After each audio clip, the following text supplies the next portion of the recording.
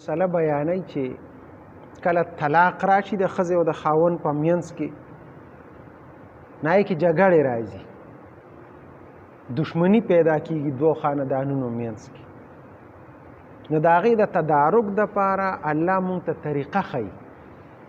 که تاسو په شریعت باندې عمل وکړو نو دا جګړه به منځ کې را نشي، دا کومه دشمني چې ده دا به را نشي منځ کې. دشمني په دې راځي کومه ښځه طلاقه شوه، اوس د دې دپاره به یا مهر مقرر شوي یا به نی مقرر شوي. مخکې خو د نکاح مسله وه چې نکاح شوې ده نه ده شوې، طلاقه شوې ده، خاوند یې وفات دی، د هغې د عدت مسله وه. اوس چې دی نو نکاح وتړلې شوه خو مهر نو مقرر شوي او یا به مهر مقرر وي، نو چې طلاق وشو یو ښځه طلاقه شوه که مهر په نکاح کې نو مقرر شوي،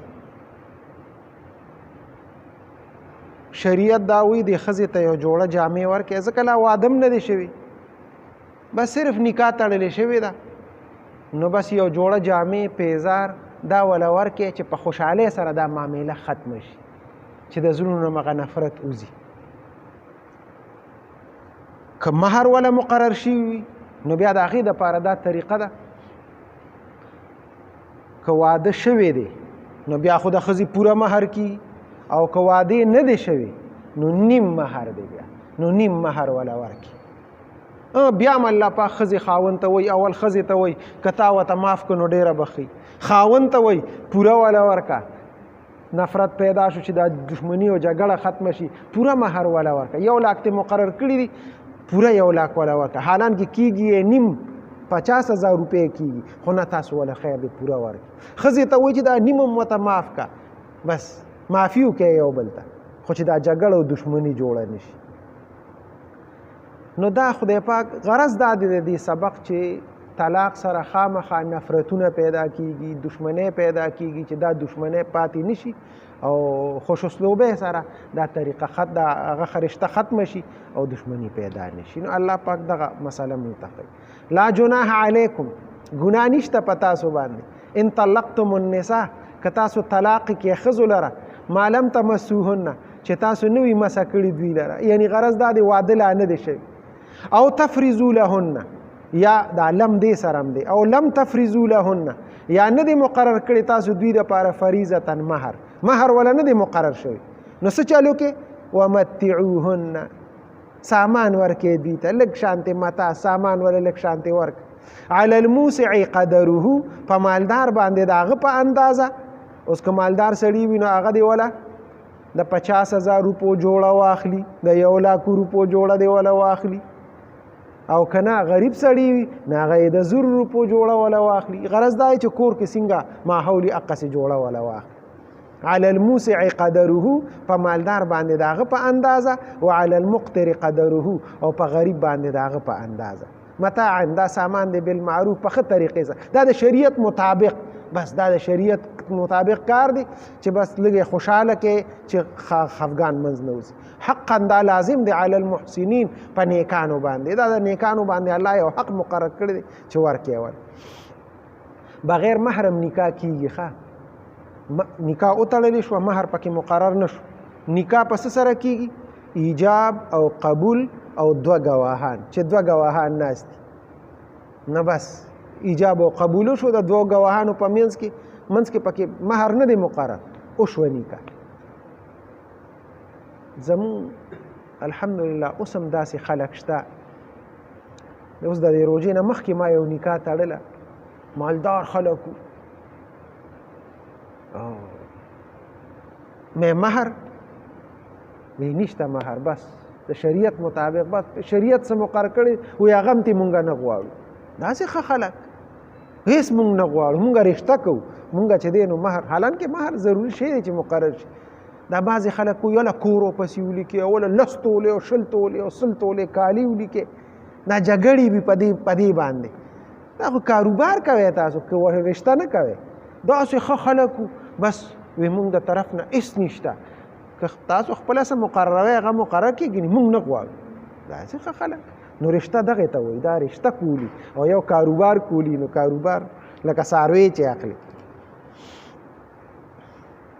حقا علی المحسنین دا لازم دی په مؤمنانو باندې نو بغیر مهره نکاح کیږي وان طلقتموهن او که تاسو طلاق کړي دا ښځې من قبل ان تمسوهن مخکې د مسه کولو نه لا واده نه دی شوي وقد فرضتم لهن فریضة او مهر ولا مقرر کړی دی لکه ما درته ووایي 1 لک روپۍ مهر مقرر شوی دی منځ کې اوس نو فنصف ما فرضتم نو بیا نیم هغه دی چې مقرر شوي وي الا ان یعفون یا دا ښځه معاف کی او یعفو الذی یا معاف کی ورته هغه کس بیده عقدة النکاح چې په لاس د هغه کې اختیار د نکاح دی سړی چې دی نو هغه دی ورته معاف کی هغه ورته وایي دا 1 لک خیر دی پوره واخله خو چې دا جګړه او نفرت زموږ په منځ کې ختم شي یا ښځه ورته ووایي چې بس ما درته دا نیم هم در بخلی دی زه نه غواړم خو چې زه آزاده شم الله پاک فرمایي وان تعفو که تاسو عفو وکړه اقرب للتقوا دا ډیره نږدې د تقوا ته دا ډیره قریبه د تقوا ته تقوادار خلک نیکان خلک هغه معافي کوي او بخښئ ورته هېڅ حاجت نشته ولا تنسوا الفضل بینکم دې جملې ته خیال وکړئ ولا تنسوا الفضل مه هېروئ هغه غوروالي فضیلت بینکم په مابین چې رشته وشي اول پکې تګ راتګ وي دا کریټونه ځي او راځي دا د مټیان ځي او راځي دا جوړې وړي او راوړي دا زنانه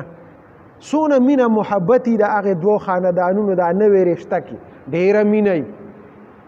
اچانک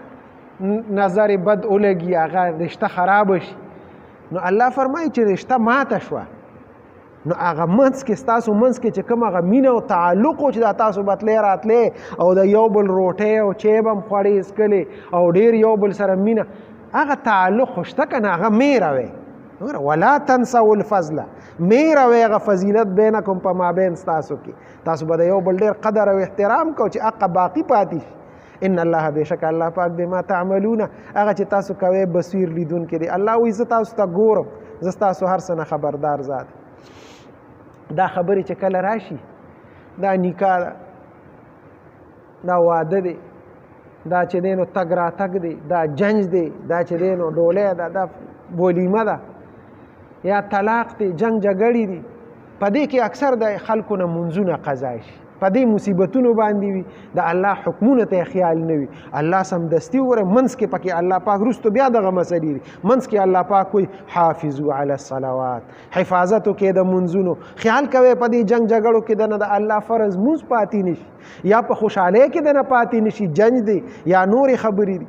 والصلاة الوسطی او هغه مونځ درمیانه د مازدیګر مونځ وګوره سهار او ماسپښین ترې مخکې دي ماښام او ماسخوتن ترې وروستو دي منځ کې د مازدیګر مونځ دی نو دا د مازدیګر مونځ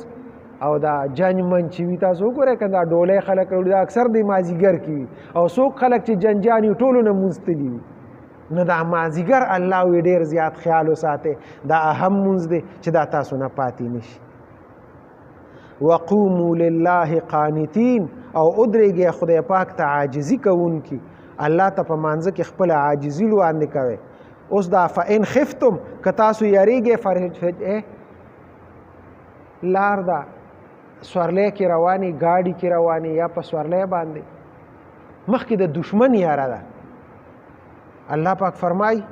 ستا خوښه ده دشمن دی مخکې یا ځنګل دی درندگان دي پکې یا د غله او د ډاکوانو یاره ده اوس ستا خوښه ده که د سورلی نه راکوزېږي پیاده مونځ کې دلته یعنې په ولاړه مونځ کې هم خیر دی او که ته وایې چې نه خطره ده راته په روانه روانه چې د ځای نه وځم نو بس چې مونځ دنه قضا کېږي په سورلی باندې مونځ وکړه خو مونځ پرېږدمه خو زمونږ فقهاو دا لیکلي دي چې تاسو کوم مونځ په موټر کې وکړئ تاسو کوم مونځ چې دی نو په بس کې وکړئ نو هغه مونځ یا په جس کې تاسو کوم مونځ وکړئ تاسو په ریلګاډي کې کوم مونځ وکړئ نو هغه دوباره راوګرځوئ مونځ وکړه چې قضا نه شي دنه الله ته دې غاړه ازاده شي خو بیا